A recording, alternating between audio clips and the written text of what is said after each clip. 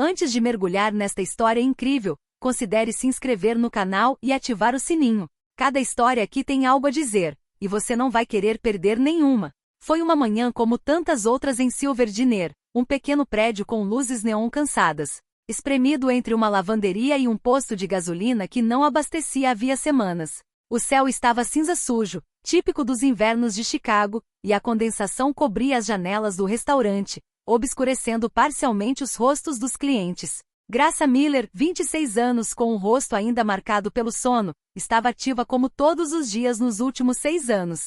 Ela sabia o ritmo de cor, enchendo garrafas térmicas, empilhando pratos, limpando mesas engorduradas cujo verniz havia desaparecido há muito tempo. Ela não precisava olhar para cima para saber quem estava lá. Sempre a mesma coisa. Trabalhadores noturnos com pálpebras pesadas, manchadas de óleo ou gesso, que bebiam café como um rito de sobrevivência. Mães solteiras exaustos que estavam alimentando seus filhos antes da escola, parecendo distraídos. Estudantes meio adormecidos, narizes enfiados em seus livros ou celulares, sonhando com um futuro diferente. Grace, por sua vez, havia parado de sonhar. O Silverdener havia se tornado seu mundo. Um lugar onde o tempo parecia congelado, onde cada dia era uma cópia e colagem do anterior. Mas naquela manhã, algo mudou. Quando o sino acima da porta tocou, ela esperava ver Roy ou Pat, 2 moradores regulares do canteiro de obras ao lado, entrarem. Mas não. Um homem que ela nunca tinha visto antes cruzou a porta. E assim que ele entrou, tudo pareceu desacelerar ao seu redor. Ele usava um casaco de lã preta e grossa, impecavelmente cortados, que contrastavam com os casacos desgastados dos frequentadores. Em volta do pescoço, um cachecol de cachemir cinza escuro, cuidadosamente amarrado. No pulso, um relógio de ouro discreto, mas deslumbrante sob a pálida luz neon. Brilhava como um sinal de alarme em um mundo morto. O homem tinha uma postura ereta, cabelos grisalhos, mas bem cuidados, e uma barba bem cuidada de alguns dias. Ele olhou lentamente ao redor da sala, não com desprezo, mas como alguém que lembrei de algo. Então ele caminhou lentamente até uma mesa no fundo, perto do radiador, de costas para a parede. O hábito de um homem cauteloso, pensou Grace. Ele se sentou, colocou as luvas de couro no banco ao lado e cruzou os dedos à sua frente. Nada em seus gestos era abrupto. Ele parecia observar mais do que olhar. Grace se aproximou com o caderno na mão. Olá, disse ela profissionalmente. Gostaria do cardápio? Não, obrigado. Só um café preto. E ovos mexidos, por favor. Sua voz era profunda e calma. O tipo de voz que acalma um ambiente sem esforço. Ela sentiu e voltou para o balcão. Ela sentiu, sem saber por que, um arrepio percorrer seu pescoço. Ela olhou por cima do ombro. Ele ficou ali no mesmo lugar, olhando pela janela embaçada. Ele voltou no dia seguinte. E no dia seguinte. Sempre no mesmo horário. Sempre na mesma mesa. Sempre o mesmo comando. Café preto. Ovos mexidos. Nada de torrada. Nada de conversa. Ele não estava lendo. Ele não estava usando o celular. Ele estava observando. Ele estava ouvindo. Como se estivesse esperando por algo. Ou alguém. E sem saber, ele já havia despertado uma história que Grace pensava esquecida. Uma quinta-feira chuvosa. O céu caía uma chuva fina e incessante, que tamborilava suavemente contra as janelas do Silverdener. A luz interior parecia ainda mais amarela, quase sépia. Como se o tempo tivesse passado mais devagar naquela bolha de calor e café. O cliente misterioso estava em sua mesa habitual. Grace, com o cabelo levemente úmido por causa da corrente de ar, limpou os pratos sujos com gestos automáticos. Ela aprenderá a apagar sua presença, a se mover como uma sombra naquele lugar onde ninguém realmente notava as garçonetes. Mas ao passar por ele, suas mãos escorregaram na mesa molhada de condensação. Cartão de sepultura, quicando no chão com um pequeno estalo. Desculpe, ela sussurrou, abaixando-se imediatamente. Foi lá que ela ouviu. A carteira do homem aberta no banco, entreaberta. E por dentro, uma foto. Ela piscou, pensando que era uma coincidência a princípio. Mas não. Era ela. Cynthia Miller. O sorriso. A postura. O uniforme de jantar. O avental branco. Ela conhecia esta foto.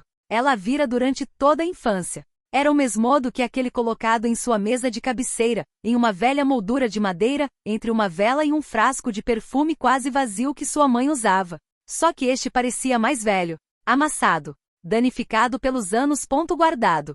Sem fôlego, Grace se endireitou lentamente, coração batendo forte. Todo o seu corpo ficou tenso, como se estivesse pronto para fugir ou gritar. Mas ela não fez nenhuma das duas coisas. Ela olhou para o homem com a testa franzida e a garganta apertada. Por que você tem uma foto da minha mãe? Ele levantou a cabeça, lentamente. Por um instante, seus olhos, de um cinza penetrante, permaneceram imóveis. Então, em vez de fechar a carteira às pressas como qualquer um faria, ele a pegou delicadamente e a colocou à sua frente. Seus dedos acariciaram brevemente o canto da foto, como se fosse um objeto sagrado. Silêncio. O som de garfos no quarto, conversas distantes, a chuva lá fora. Tudo parecia desaparecer. Cíntia, ele disse finalmente em voz baixa, quase terna. Ele suspirou. Longo. Cansado talvez. Ou sobrecarregado. Então ele olhou para Grace. Eu estava me perguntando quando você faria a pergunta. Meu nome é Alexandre Grant, ele disse calmamente. Grace congelou, como se o nome tivesse ecoado de outra dimensão. Ele era conhecido. Não como uma celebridade dos tabloides, mas como um titã da tecnologia discreta. PDG de Grand Echec, uma das empresas mais poderosas em segurança cibernética. Dizia-se que protegia os segredos mais confidenciais do governo americano. Sua empresa, você é um bilionário? Sim, respondeu ele sem orgulho. Uma fortuna estimada em 3,2 bilhões. Mas ele imediatamente desviou o olhar, como se a figura o incomodasse. Mas aos 18 anos, eu não tinha um centavo. Nada além das roupas que eu vestia. Eu dormia em caixas de papelão. Literalmente. Atrás das docas da estação central de Chicago. O que aconteceu? Ele a encarou profundamente. Então falou, lentamente, com a voz de alguém reabrindo uma ferida. Eu fugi de um pai abusivo. Ele bebia. Ele batia. E continuava dizendo que eu não era nada, que ninguém jamais me quereria em lugar nenhum. Um dia, eu fugi, sem olhar para trás. Pensei que sobreviver seria mais fácil do que ficar. Eu estava errado. Ele passou a mão no rosto, como se quisesse afastar uma imagem dolorosa. O inverno foi rigoroso naquele ano. Janeiro de 1985. O frio cortava a pele como uma lâmina. Eu não comia há 2 dias. Estava magro, congelado e começando a delirar. Entrei neste restaurante. O mesmo. Sua mãe estava trabalhando naquela noite. Era quase meia-noite. Ele fez uma pausa. O silêncio tornou-se pesado. Não sei como eu era. Provavelmente como um cachorro de rua. Sujo. Desleixado. Eu estava envergonhado. Estava pronto para roubar um prato ou fugir assim que alguém gritasse comigo. Mas sua mãe me viu. Ela parou. E em vez de me ignorar, ou me expulsar como tantos outros, ela caminhou lentamente em minha direção. Seus olhos estavam cheios de uma calma que eu nunca tinha visto em ninguém. Ela não disse nada. Apenas olhou para mim e assentiu gentilmente. Sente-se, ela disse. E eu sentei, sem saber por quê. Talvez porque fosse a primeira vez que um adulto falou comigo sem desprezo. Ela foi até a cozinha. Preparou um prato quente para mim. Ovos, torradas e uma tigela de sopa. Então ela colocou uma xícara de chá de mel na minha frente. E ela se sentou, bem ali de frente para mim, como se eu fosse seu próprio filho. Ela não fez nenhuma pergunta por vários minutos. Apenas um silêncio gentil e humano. Ele fez uma pausa, visivelmente comovido. Grace, com os olhos marejados, não ousou se mexer. Então ela me disse, você não pode ficar aqui. Você vale mais do que isso. Com aquela voz, firme mas cheia de compaixão. E eu desabei. Literalmente.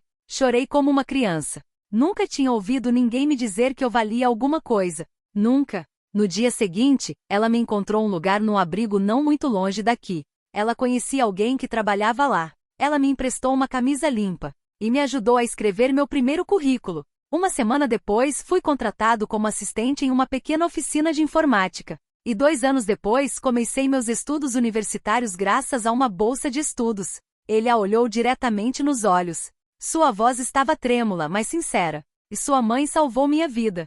Não com dinheiro. Com respeito. Com coragem. Com humanidade. Ele abriu um pouco o paletó e tirou um envelope velho, com orelhas de cachorro pelos anos.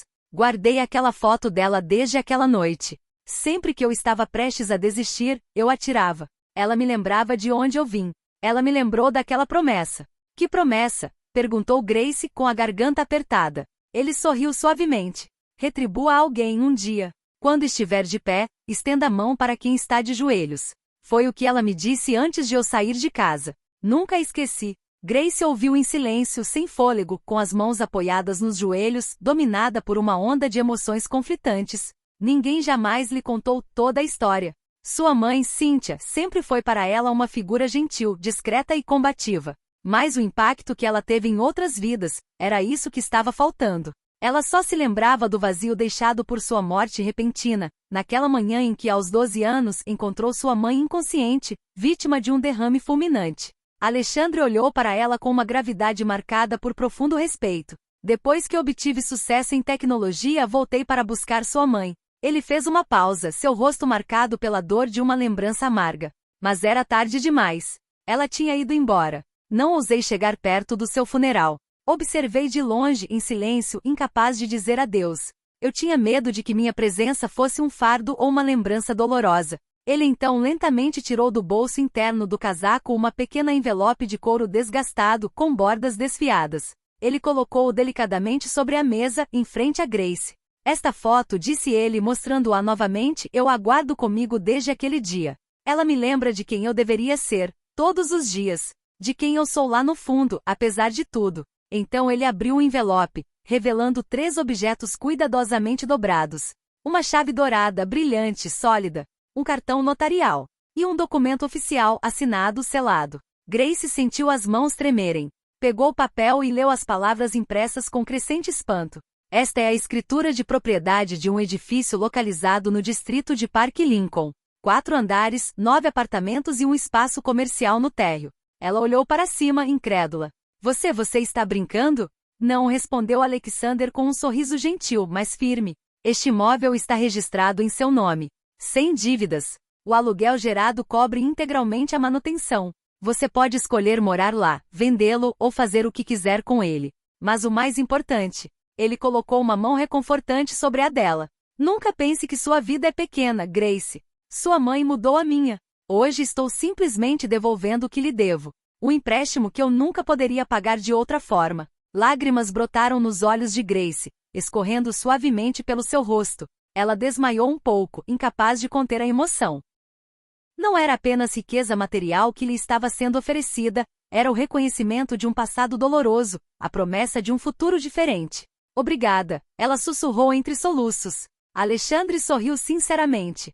Ela merece todo o crédito, Grace. Ela plantou a semente da esperança quando tudo parecia perdido.